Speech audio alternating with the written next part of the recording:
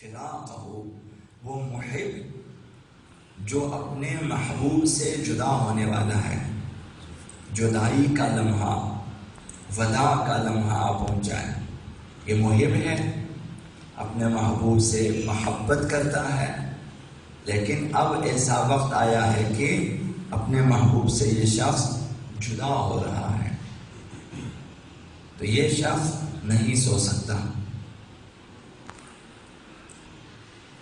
غم فراق میں، یاد جدائی میں۔ تو محب محبوب کی جدائی میں، غم فراق میں اگر مبتلا ہو جائیں، اس کا حزن و غم بڑھتا جاتا ہے۔ اب اگر وہ محبوب اگر ایسا شخص ہو کہ جو اپنے محب کا محسن بھی ہو، مربی بھی ہو، منعم بھی ہو، اور دنیا میں سب کچھ ہو، تو اس کی جدائی اور زیادہ شاق گزرے گی، اس کی جدائی اور زیادہ سختر اور ناگوار تر ہوگی۔ علیہ الصلوۃ والسلام ہو۔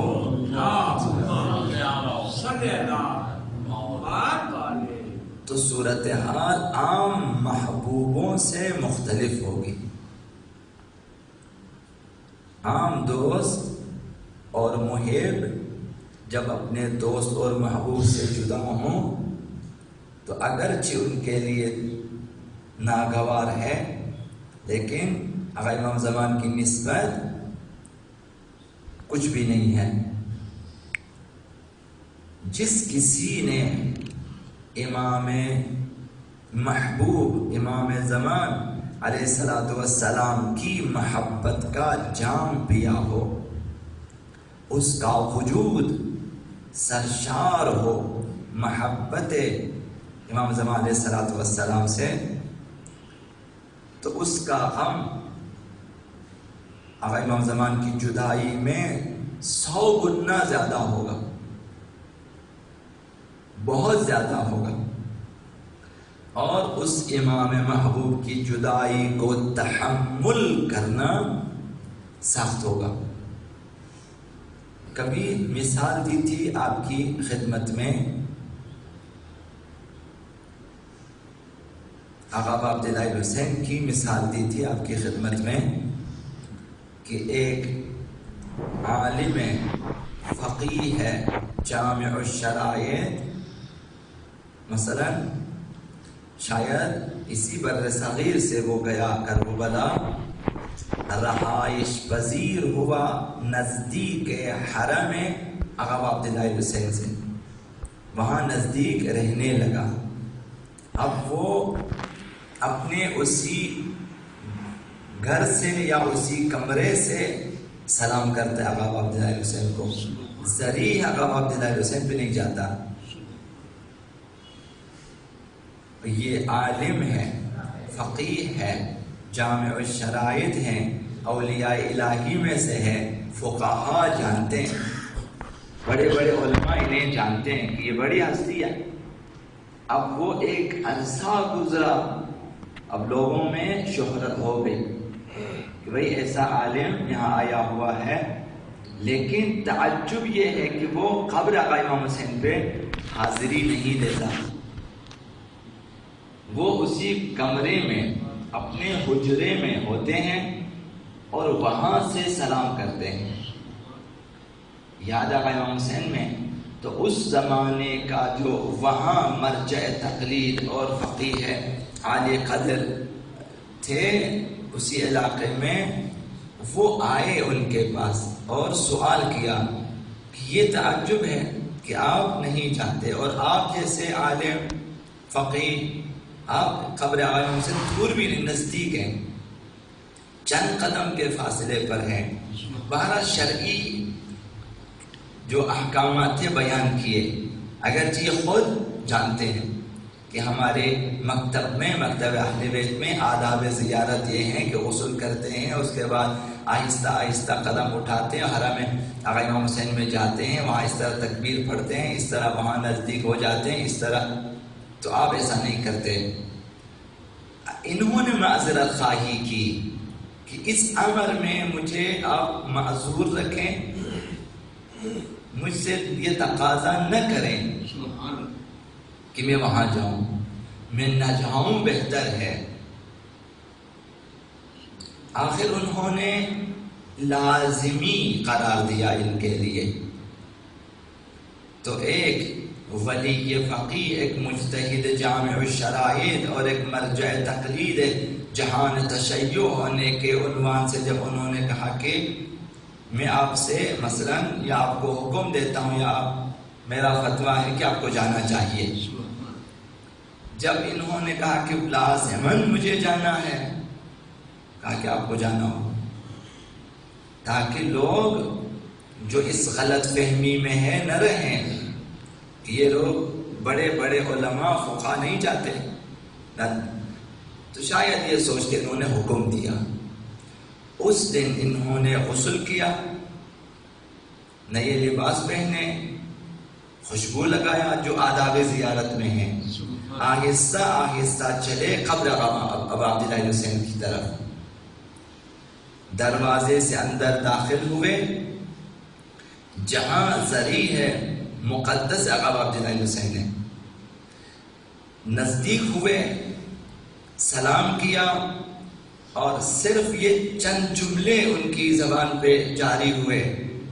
صرف اتنا کہا کہ کیا یہ وہ مقام ہے، وہ جگہ ہے جہاں ہمارے امام حسین نواسہ رسول شہید ہوئے، انہیں جہاں پیاسا شہید کیا گیا، جہاں ان کا سر تن سے جدا ہوا.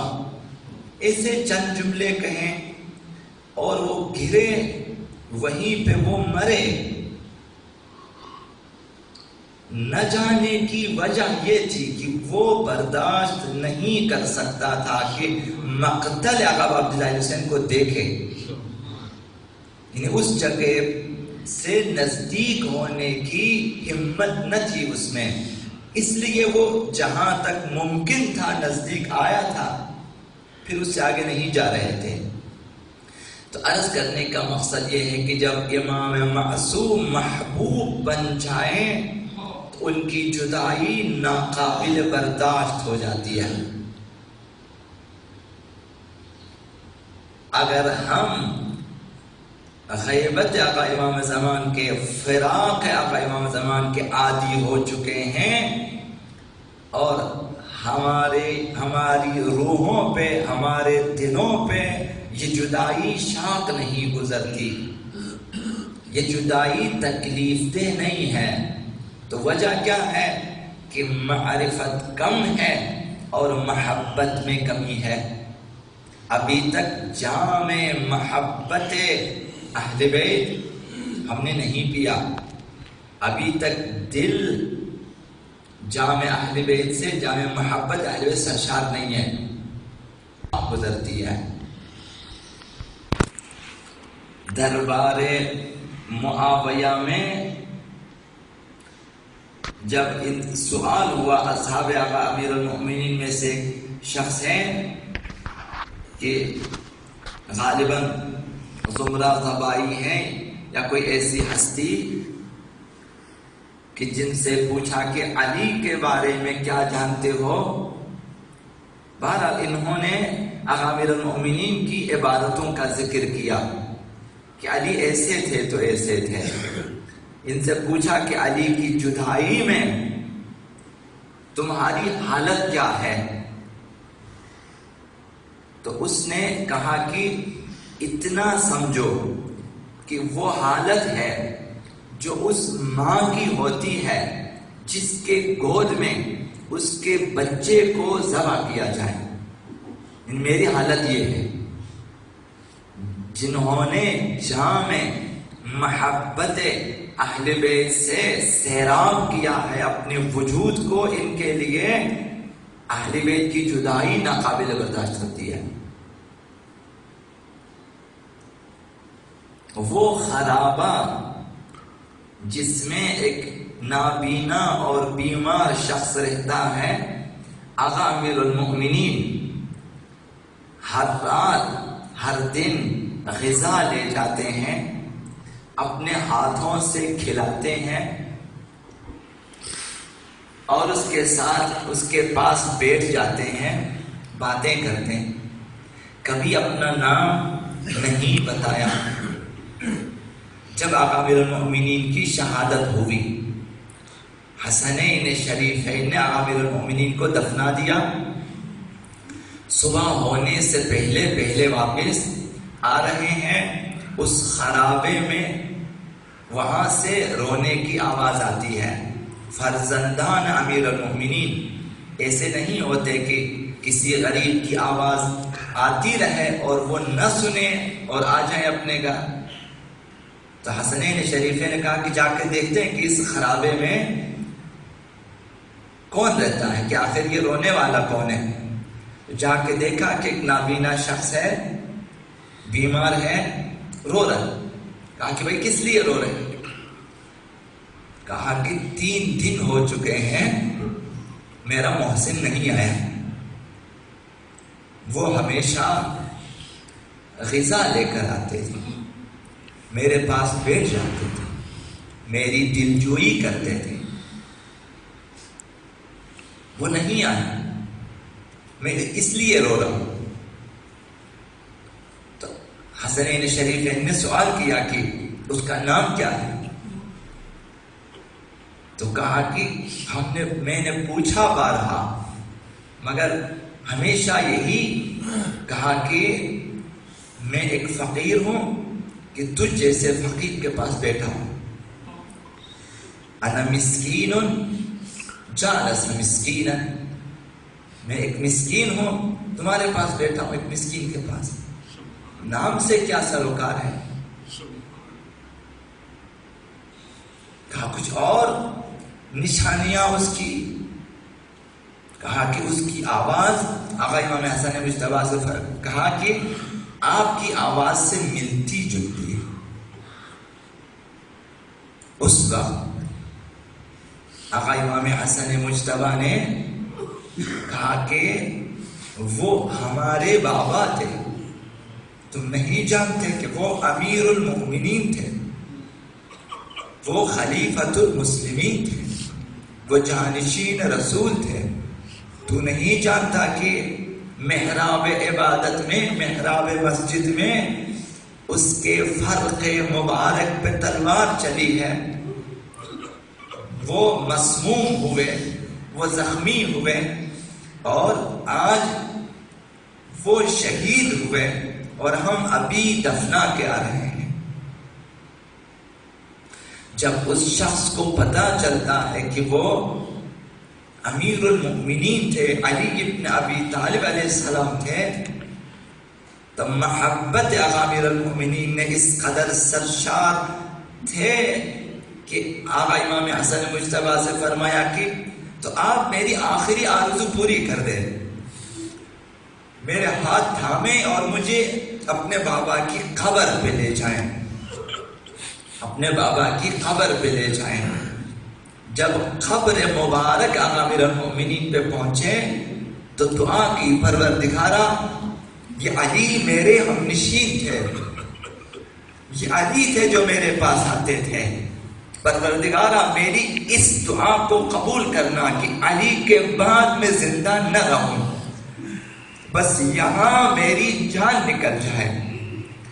وہ دعا یہ فقیر مستجاب ہوئی۔ اولین زائر قبر آقا امیر المؤمنین، اس کی وہیں پہ جان نکلی، حسنین شریفین نے انہیں دفنا دیا۔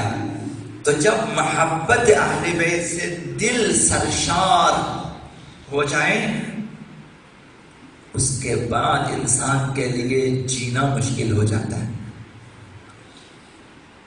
تو اہل بیت مبالغہ نہیں کرتے۔ آقا علی اکبر شبیہ رسول ہیں تو واقعاً شبیہ رسول ہیں۔ حسین ابن علی کے لیے پیغمبر اسلام کی جدائی بہت شاق گزرتی ہے، جب آقا علی اکبر شہید ہو جاتے ہیں تو یہ قلب آقا امام حسین کی آواز ہے کہ علی الدنیا بعدک العفا، کہ اکبر تیرے بعد دنیا کی زندگی پہ اب خاک ہو. اس قدر دل برداشتہ ہو جاتے ہیں. محبوب ہیں رسول، اور شبیہ رسول بھی محبوب ہیں. تو جب محبت اہل بیت سے سرشار ہو جائیں تو ہماری کمزوری اور کمی یہاں پر ہے. اب اس کے لیے کیا کرنا چاہیے کہ محبت آقا امام زمان ہمارے دلوں میں زیادہ ہو جائے؟ کوئی دن نہ گزرے کہ ہم آقا امام زمان کو یاد نہ کریں، کوئی نماز نہ پڑھی جائے کہ ہم یاد آقا امام زمان میں نہ کر سکیں، انہیں یاد نہ کر سکیں. کوئی قنوت ایسا نہ ہو کہ اس میں ہر دعا سے پہلے آقا امام زمان یاد نہ آئے. کوئی محفل ایسی نہ ہو کہ جس میں آقا امام زمان یاد نہ آئے. تو کیا کیا جائے کہ آقا امام زمان ہمارے دلوں میں بس جائے؟ اولین چیز معرفت ہے، اور دوسری چیز اپنے باطن کی صفائی اور شستشو. نفس کو پاک کریں اور معرفت میں اضافہ کر دیں، پھر آپ دیکھیں گے کہ آپ بے قرار ہو جاتے ہیں. پھر آقا امیر المؤمنین نے فرمایا کہ اگر میں کسی مومن کی گردن کاٹوں تلوار سے اور اسے کہوں کہ مجھ سے نفرت کرے، وہ نفرت نہیں کر سکتا. میں کسی منافق کے لیے دنیا و ما فیہا اگر دے دوں کہ مجھ سے محبت نہیں کر سکتا. آقا امیر المؤمنین نے ایک شخص نے اقرار جرم کیا تو انگلیاں کاٹ دی. یہ شخص جس کی انگلیاں آقا امیر المؤمنین نے کاٹی ہیں، کٹی ہوئی انگلیاں ہاتھ میں لے کے بازاروں میں آقا امیر المؤمنین کے قصیدے پڑھتے ہیں، فضائل بیان. لوگ تعجب کرتے ہیں کہ جس علی نے تمہارا ہاتھ کاٹا ہے، کٹے ہوئے ہاتھ کو، انگلیوں کو ہاتھ میں لے کے قصیدے پڑھتے ہو. حسنین نے دیکھا، آ کر عرض کیا بابا جس کی انگلیاں کاٹی ہیں آپ نے، وہ آپ کے قصیدے پڑھتے ہیں بازاروں میں، آپ سے بلائیں. وہ آ گئے، کہا ایسا کیوں ہے؟ کہا کہ آپ کی محبت میرے خون میں ہے، رگ رگ میں ہے. انگلیاں تو کیا، آپ میرے جسم کے بھی ٹکڑے کر ڈالیں، آپ کی محبت میرے دل سے نہیں نکل سکتی. یہ شیعہ ہے. شیعہ ایسے ہوتے ہیں. اس مرحلے تک پہنچنے کے لیے معارف کی ضرورت ہے، خود سازی کی ضرورت ہے، پاکیزگی کی ضرورت ہے، طہارت کی ضرورت ہے کہ انسان اپنے آپ کو آمادہ کرے. ہمارے مہربان امام پردہ غیب میں ہیں، جو ہر مہربان ترین باپ سے بھی زیادہ ہماری نسبت مہربان ہے. اور پردہ غیب میں ہونا تو اپنی جگہ، اس پہ حسرت یہ کہ ہم ان کے محل اقامت سے آشنا نہیں ہیں. ہم نہیں جانتے کہ وہ کہاں رہتے ہیں، وہ کہاں ہوتے ہیں. یہ حسرت ہے. بس جب حالت یہ ہے کہ سال ہا سال سے وہ امام مہربان غائب ہیں اور ہم ان کی اقامت گاہ کا بھی پتہ نہیں رکھتے اور کس حال میں ہے نہیں جانتے، تو اب یہاں دو قسم کے شیعہ ہوتے ہیں. ایک وہ شیعہ ہیں کہ جنہیں اس بات کی پرواہ نہیں ہے کہ امام سال ہا سال سے 1100 تقریباً 1200 سالوں سے غائب ہیں، مشکلات میں ہیں، غربت میں ہیں، احساس ہی نہیں ہے. شیعہ ہیں مگر اپنی زندگی گزار رہے ہیں. امام آئیں یا نہ آئیں ان کے لیے کوئی فرق نہیں پڑتا. تو یاد امام میں بھی نہیں ہے تو امام کو کس لیے یاد کریں؟ آنا ہو اور طلب ہو، اگر ان کی جدائی میں مضطرب ہیں، تڑپ ہیں، بے قرار ہیں تو یاد کریں. جب انسان اپنی زندگی میں گرفتار ہے تو امام کو یاد نہیں کرتے. دوسرا گروہ شیعیان اہل بیت کا وہ ہے کہ جام محبت مہدوی سے ان کے دل سرشار ہیں. انہوں نے محبت آقا امام زمان کا جام پیا ہوا ہے، معرفت آقا امام زمان سے ان کا وجود لبریز ہے. وہ اپنے آپ کو آقا امام زمان سے جدا کبھی تصور نہیں کرتے. وہ آقا امام زمان کو چھوڑ کر زندہ رہنے کے لیے اصلاً آمادہ نہیں ہے. ان کے لیے دنیا کی زندگی بقول آقا عبداللہ حسین، اگر آقا امام زمان نہ ہو تو علی الدنیا بعدک العفا ہے. وہ کہتے ہیں خواہ کوئی زندگی پہ جس میں امام زمان نہ ہو، جس میں ہم امام سے جدا ہوں. تو وہ لوگ جو سرشار ہیں محبت مہدوی سے، وہ لوگ فراق آقا امام زمان میں ندبہ کرتے ہیں. یہ ندبہ ان کے لیے ہے. ندبہ یعنی درد سے رونا. کسی کی فراق میں، کسی کی جدائی میں انسان کا دل درد کرے، درد اٹھے اور اس درد میں انسان چیخے، فریاد کرے تو اسے ندبہ کہتے ہیں. تو یہ ندبہ ان کے لیے ہے. وہ ندبہ کرتے ہیں صبح جمعہ، روزہائے عید، اور آرزو کرتے ہیں، تمنا کرتے ہیں. اگر آپ کا نوجوان ہو مثلا کہ غائب ہو جائے، لاپتہ ہو جائے، اتنا آپ کو پتا ہو کہ وہ زندہ ہے لیکن پتہ نہ چلے، ان ماؤں سے پوچھیں، ان باپوں سے پوچھیں کہ جن کے بچے اغوا ہوتے ہیں، کس قدر بے قراری ہے. اتنی آرزو کرتے کاش پتہ چلتا کہ وہ کہاں پہ ہیں. یہی حالت ہوتی ہے منتظرین واقعی آقا امام زمان کی. وہ آتے ہیں، ندبہ کرتے ہیں، لیت شعری این استقرت بک النوا. اے آقا امام زمان، کاش کہ ہم جان لیتے کہ آپ کا محل اقامت کہاں ہے. اگر نظر بھی نہ آئے، صرف پتا ہو کہ یہاں آقا امام زمان ہے، تو ہم اس جگہ تک جائیں گے، اس مقام تک ضرور جائیں گے کہ اگر ہم نہ دیکھیں انہیں، کم از کم اس جگہ تک آ کر کہیں گے کہ ہم یہاں تک آ گئے ہیں، انشاءاللہ ہم آپ کے نزدیک ہو چکے ہیں، پتہ ہے کہ آپ یہاں پر ہیں. تو یہ ندبہ ان کے لیے.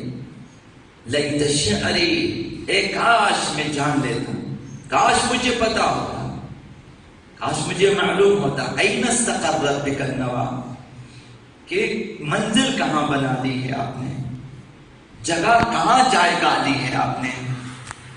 بل ای ارض تقلک اوثرا، کس زمین نے تجھے بسایا ہے، کس صحرا نے تجھے بسا دیا ہے. نہ معلوم کس سرزمین پہ آپ رہتے ہیں، نہ معلوم کس صحرا میں. اب رضوا او غیرہا ام ذی طویٰ، کوہ رضوا پہ ہیں یا کسی اور سرزمین پہ ہیں یا مقام ذی طویٰ پہ ہیں، ہم نہیں جانتے. کاش کہ ہم جان لیتے. یہ نالۂ فراق ہیں منتظران واقعی آقا امام زمان، محبان واقعی آقا امام زمان کی یہ فریاد ہوتی ہے. عزیز علی ان اری الخلق ولا ترا. آقا امام زمان سخت ہے ہمارے لیے، ناگوار ہے ہمارے لیے کہ خلق خدا کو ہم دیکھیں، آپ کو نہ دیکھیں، پوری دنیا کو دیکھیں، آپ کو نہ دیکھیں. مکہ جائیں تجھے نہ دیکھیں، مدینہ جائیں تجھے نہ دیکھیں، روضہ رسول پہ تو نظر نہ آئے، قبرستان بقیع پہ تو نظر نہ آئے، طواف خانہ خدا میں تو نظر نہ آئے، کربلا جائیں حرم حسین میں نظر نہ آئے، کاظمین جائیں نظر نہ آئے، ہمارے لیے کہ تجھے ہم نہ دیکھیں. ولا اسمع لك حسیسا ولا نجوا، تیری حسیس ہلکی سی آواز، تیری کوئی ہلکی سی آواز بھی نہ آئے میرے کانوں میں. کاش کی کوئی آواز کا ہمہمہ آ جائے، کوئی باریک سی آواز آ جائے، پتا چلے کہ یہ آواز میرے امام کی ہے. ولا نجوا، اور نہ کوئی سرگوشی، کبھی خلوت شب میں، کبھی خلوت سحر میں. کاش کہ امام آ جائیں ہمارے کانوں کے جائیں کہ پتا چلے کہ یہ سرگوشی میرے امام کی ہے. منتظران بے قرار ایسے ہوتے ہیں. ولا اسمع لك حسیسا ولا نجوا، نہ کوئی نجوا سنائی دے، نہ کوئی ہلکی سی آواز. عزیز علی ان تحیط بک دونی البلوى، سخت ہے میرے لیے کہ وہ بلائیں تجھ پہ ٹوٹے، مجھے چھوڑ دے. منتظران واقعی ایسے ہوتے ہیں کہ بلاؤں میں گرفتار دیکھتے ہیں تو آپ کی یہ بلائیں مجھ پہ آ جائیں. دعائیں ندوہ میں یہی ہے کہ عزیز علی ان تحیط بک دونی البلوى، یہ بلوا، یہ مصیبتیں، یہ مصائب تیرا احاطہ کریں مجھے چھوڑ کر. اگر گرفتار ہونا ہی ہے، کربلا کی مثال اگر مرنا ہی ہے تو ہم سب مرے، جینا ہے تو ہم سب جئیں. آقا امام زمان کی نسبت بھی یہی ہے کہ مولا اگر مصیبتیں آنی ہے تو صرف آپ پہ نہ آئیں، ہم پر بھی آ جائیں، آپ کے ساتھ مصیبتیں جی لیں. یہ ہے منتظر واقعی. ولا ینالک منی ضجیج ولا شکوہ، اور تجھ تک نہ میری کوئی فریاد پہنچے اور نہ کوئی شکایت. میں اگر فریاد کرنا چاہوں تو کہاں جا کے فریاد کروں، میں اگر شکایت کرنا چاہوں زمانے کی تو کہاں جا کے شکایت کروں. امیر المؤمنین کے لیے شکایت کی جگہ نہ ملی تو کنویں میں سر ڈال کے آقا امیر المؤمنین لوگوں کی شکایت کرتے ہیں. رونے کی جگہ نہ ملی تو صحرا میں چلے جاتے ہیں. عرض کرنے کا مقصد یہ ہے کہ ہمارے دل لبریز ہو جائیں محبت آقا امام زمان سے. تو اس کے لیے یہ برنامہ اسلامی پہ عمل کرنا چاہیے، ہم پہ عمل کریں، جدیت کے ساتھ آقا امام زمان کے ہو جائیں، جدیت کے ساتھ، سنجیدگی کے ساتھ.